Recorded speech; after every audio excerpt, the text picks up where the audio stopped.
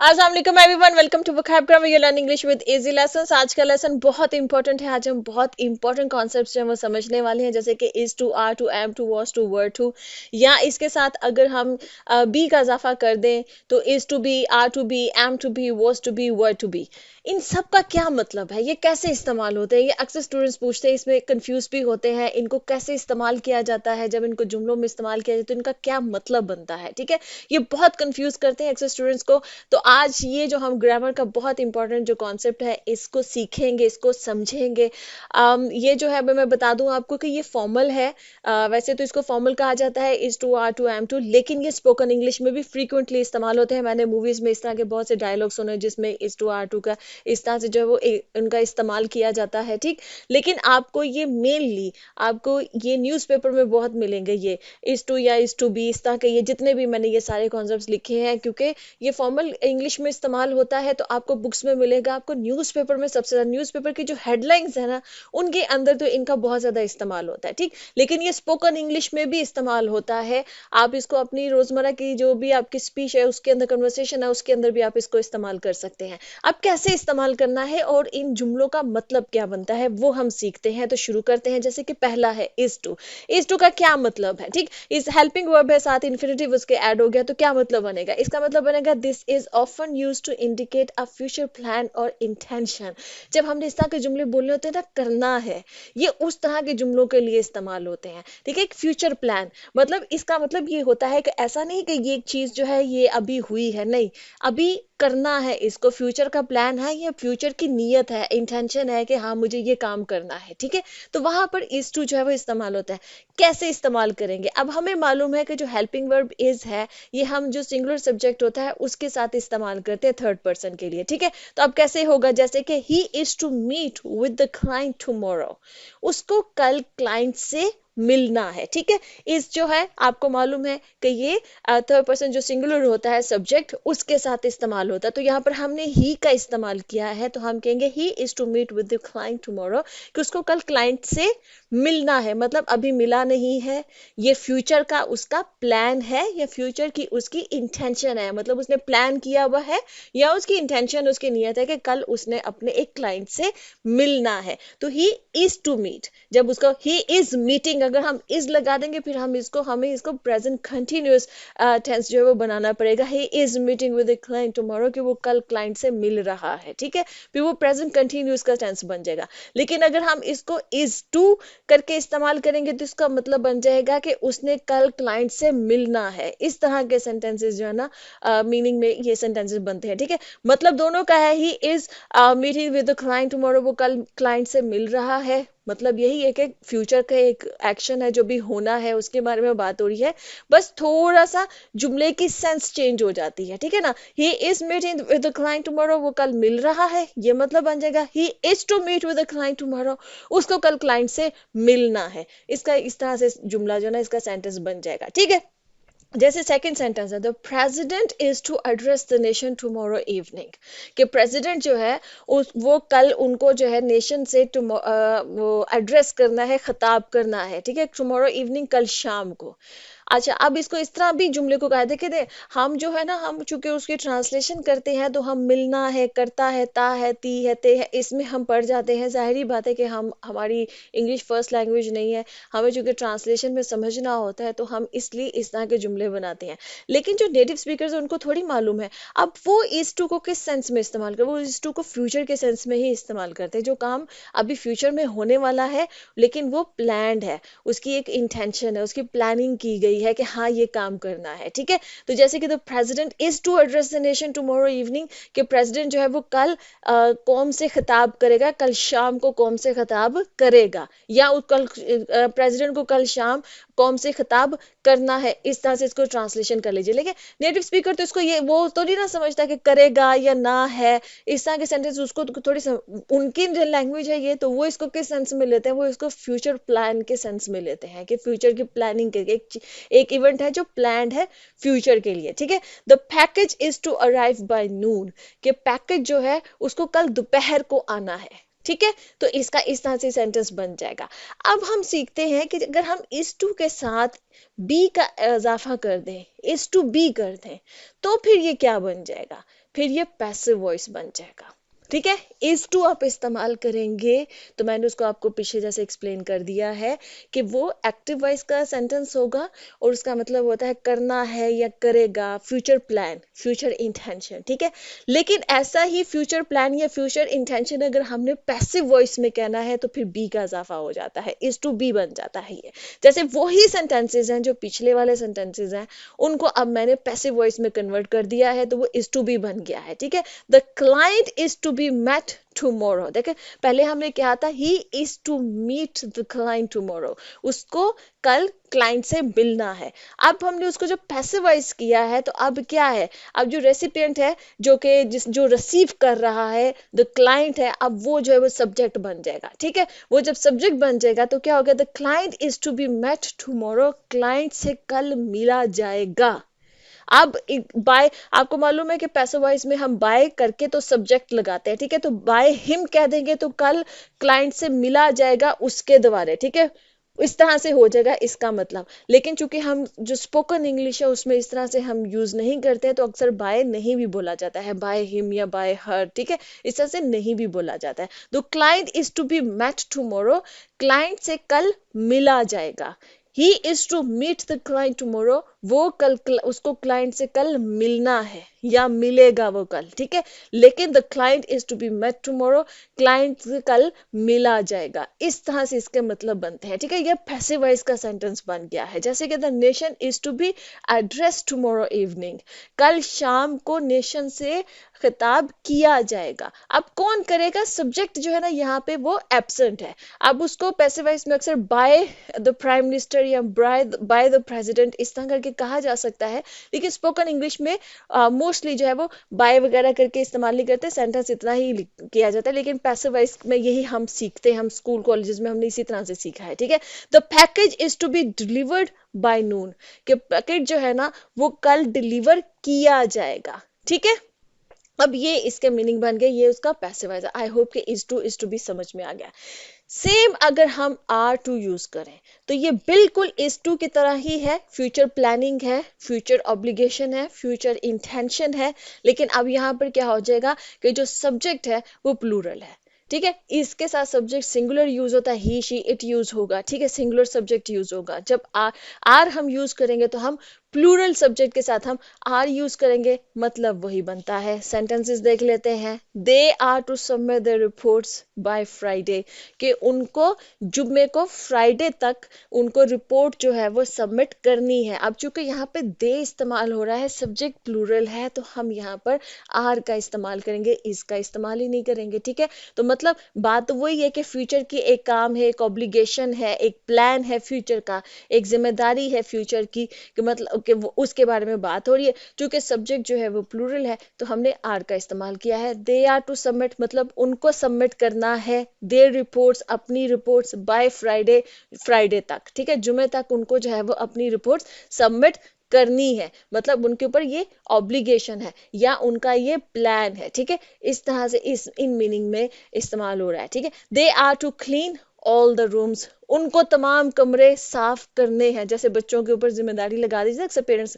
ठीक है, कि भाई आप सब ने अपने अपने कमरे साफ करने हैं। ठीक है, तो they are to clean all the rooms, उनको तमाम कमरे साफ करने हैं। अब जहाँ पे दे है सब्जेक्ट तो आर लगाएंगे। अगर ही आ जाएगा तो he is to clean his room, उसको अपना कमरा साफ करना है। She is to clean her room, उसको अपना कमरा साफ करना है। ठीक है, वहां पर इज टू आ जाएगा। अगर सिंगुलर सब्जेक्ट प्लूरल सब्जेक्ट तो हमने आर टू लगा दिया। जैसे इस तरह से students are to submit all the assignments by the end of the week, students को अपनी जो असाइनमेंट्स हैं, अपनी तमाम असाइनमेंट्स, क्योंकि स्टूडेंट्स हर स्टूडेंट अपनी अपनी असाइनमेंट कराएगा तो हर तमाम स्टूडेंट्स को अपनी तमाम असाइनमेंट्स जो है वो इस वीक के एंड तक सबमिट करनी है। ठीक है, ऑब्लिगेशन आ गई यहाँ पे, फ्यूचर प्लान आ गया, फ्यूचर ऑब्लिगेशन आ गई। ठीक, अब इसी तरह से अगर हम आर टू बी का इजाफा कर दें, आर टू के साथ बी का इजाफा कर दें तो ये आर टू का पैसिव वॉइस बन जाएगा। ठीक है, और बात वही है कि future obligation, future plan, future intention, यही मीनिंग आते हैं जुमलों के अंदर।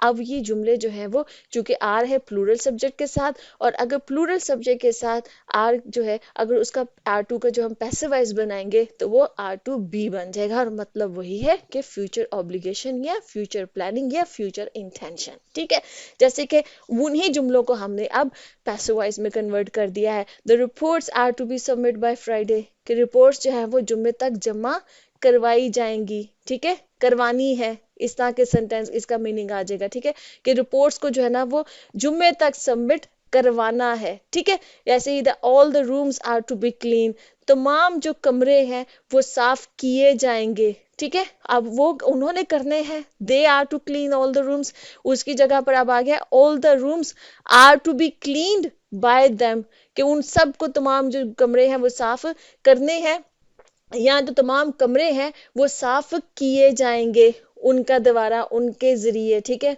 वो करेंगे। अब वो जाहिर बात है सब्जेक्ट को अगर हम ले आएंगे तो फिर जो है ये पैसिव वॉइस का सेंटेंस बन जाएगा, लेकिन अब सब्जेक्ट को जब हम यहाँ से ओमिट करेंगे, खत्म करेंगे, तो अब ये जो है सॉरी सब्जेक्ट जब होगा तो एक्टिव वॉइस का सेंटेंस होगा, और सब्जेक्ट जब हम ओमिट करेंगे तो फिर ये पैसिव वॉइस का सेंटेंस बन जाएगा। जैसे कि all the assignments are to be submitted by the end of the week, कि तमाम असाइनमेंट्स जो है वो सबमिट करवाई जाएंगी by the end of the week, इस वीक के एंड तक। ठीक है, अब ये आर टू बी भी समझ में आ गया कि ये प्लूरल का अगर सब्जेक्ट है और उसका आपने पैसिव वॉइस बनाना है तो फिर हम आर टू बी इस्तेमाल करेंगे।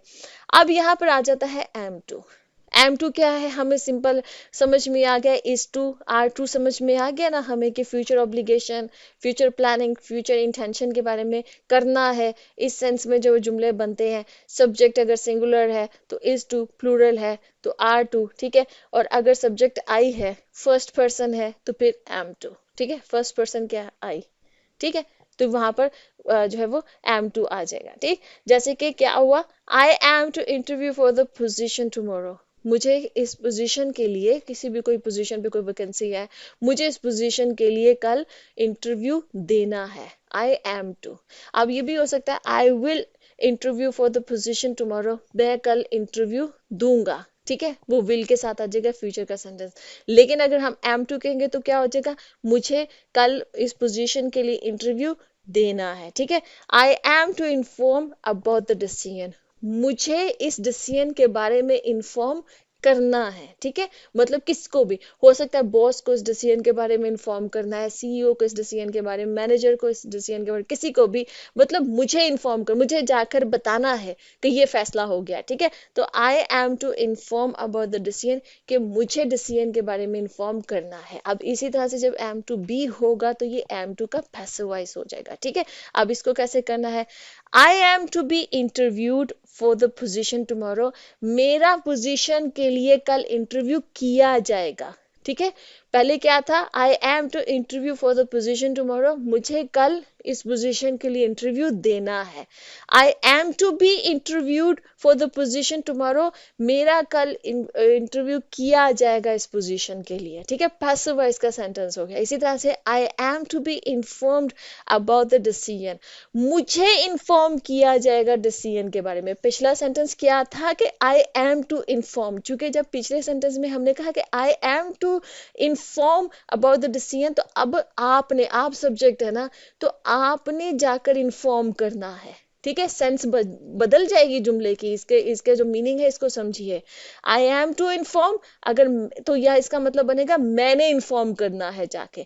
जब मैं ये कहूंगी कि I am to be informed, इसका मतलब है कि मुझे इन्फॉर्म अब किया जाएगा। अब मैं सब्जेक्ट नहीं हूँ, पैसिव वॉइस में सब्जेक्ट जो है वो ओमिट हो जाता है। ठीक है, अब मैं सब्जेक्ट नहीं हूँ, अब मैं रिसीवर हूँ। ठीक है, मैं रिसीव कर रही हूँ। पहले क्या था, पिछले सेंटेंस में आई एम टू इन्फॉर्म, तब मैं सब्जेक्ट थे तो मैंने काम करना था, मैंने जाकर बताना है, तो मैं इन्फॉर्म करूंगी। ठीक है, मुझे इन्फॉर्म करना है। ठीक, लेकिन अब अगर यह है कि I am to be informed, अब क्या होगा, अब मैं रिसीवर हूं तो मुझे इन्फॉर्म किया जाएगा। ये डिफरेंस है। ओके जी। अब आ जाता है वॉज टू का मतलब भी यही है फ्यूचर। ये देखिए इन सबको समझ लीजिए, is to, are to, am to, was to, were to, इन सब के जो जुमले के मतलब बनते हैं ना वो यही है, future obligation, future planning, future intention. ठीक है, कोई काम करना है। अब वॉज टू जब यहाँ पर आएगा ना तो ये हो गया, sorry, is to, are to, am to future के लिए है, वॉज टू, वर टू जो है ये पास्ट के लिए है, कि पास्ट में एक ऑब्लिगेशन और एक प्लानिंग थी। जैसे हम कहते हैं ना करना है पहले था, अब आएगा करना था। ठीक है, अब ये करना था के मीनिंग में आएगा। अब क्या हुआ सेंस, जैसे इसके सेंटेंसेस है, she was to submit the proposal by yesterday, उसको कल तक प्रपोजल सबमिट करना था। मतलब उसके लिए ऑब्लिगेशन थी कि वो कल तक जो प्रपोजल है उसको सबमिट कर दे, लेकिन उसने नहीं किया, तो अब डेट जो ना वो ओवर हो गई है। ठीक है, इसी तरह से जैसे है कि the CEO was to sign the document last month, CEO को डॉक्यूमेंट जो था ना वो पिछले महीने साइन करना था। मतलब कोई ऑब्लिगेशन थी, कोई प्लान था, कोई प्लानिंग थी, वो पास्ट की थी जो पास्ट में नहीं हुई। ठीक है, तो she was to submit the proposal by yesterday, उसको कल तक सबमिट करना था। The CEO was to sign the document last month, CEO को डॉक्यूमेंट पिछले महीने साइन करना था। ठीक है जी, ये है इसका वॉज टू का। अब वॉज टू बी उसी तरह से जो है ना उसका पैसिव वॉइस बन जाएगा। ठीक है, अब कैसे बनेगा, the proposal was to be submitted by her by yesterday. ठीक है, अब यहाँ पर जो है ना दो आ जाएगा अगर हम बाय हर को ओमिट कर दें, क्योंकि अब यहाँ पर हमने सब्जेक्ट मैंने ऐड किया, मैंने कहा कि जरा समझ में आ जाए कि सब्जेक्ट को अब बाय बाय करके हम लगाते हैं जब हम पैसिव वॉइस सेंटेंस बनाते हैं। अगर इसको ओमिट कर दें तो फिर क्या बनेगा, the proposal was to be submitted by yesterday, proposal कल तक, मतलब कल तक जो ना सबमिट किया जाना था। अब इसका ये जो ना वो सेंटेंस इसका मीनिंग बनेगा कि प्रपोजल जो था वो कल तक सबमिट किया जाना था बाय हर, उसके जरिए या उसके द्वारा या उसके जरिए, इस तरह करके। लेकिन अब स्पोकन इंग्लिश में हम नहीं बोलते थे, इसलिए बाय करके वो जो सब्जेक्ट हम ऐड करते हैं वो हम नहीं करेंगे। ठीक, the document was to be signed last month, कि डॉक्यूमेंट जो था उसको पिछले महीने वो साइन किया जाना था। अब सब्जेक्ट यहाँ पर जो सीईओ है वो हमने ओमिट कर दिया है। ठीक है जी,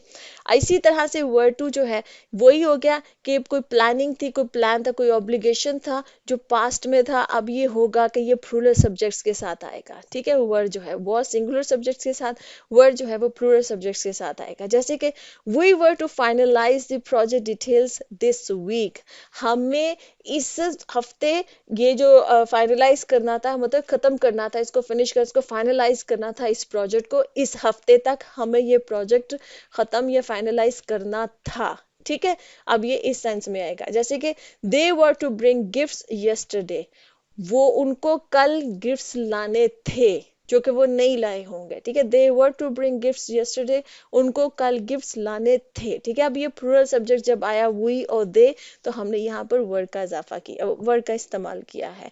अब वर्ड टू बी क्या होगा, वर्ड टू बी ऑब्वियसली उसका पैसिव वॉइस बन जाएगा। तो क्या होगा, the project details were to be finalised by us this week, या बाय अस को आप ओमिट कर दें। ठीक, यहाँ पे क्या होगा, द प्रोजेक्ट डिटेल्स जो थी वो फाइनलाइज किए जाने थी इस हफ्ते। ठीक है, प्रोजेक्ट की जितनी भी डिटेल्स थी वो फाइनलाइज किए जानी थी इस हफ्ते। ठीक, अब gifts were to be brought yesterday, जो गिफ्ट्स थे वो कल लाए जाने थे। ये इस मीनिंग में वर्ड टू बी इस्तेमाल होगा, उसका पैसिव वॉइस बना दिया है। ओके जी, यहाँ पे लेसन खत्म होता है। आई होप के लेसन आपको समझ में आ गया।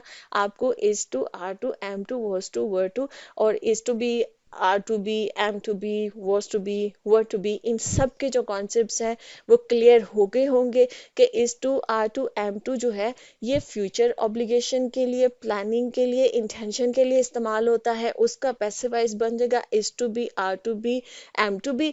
और जो वॉज टू और वर्ड टू है वो पास्ट की कोई प्लानिंग या कोई ऑब्लिगेशन थी उसके लिए था, और वॉज टू बी और वर्ड टू बी उनका पैसिव वॉइस बन जाएगा। बस इतना डिफरेंस है। आई होप कि आज के बाद ये कॉन्सेप्ट्स आपको कंफ्यूज नहीं करेंगे। I see you next lesson. अल्लाह हाफिज।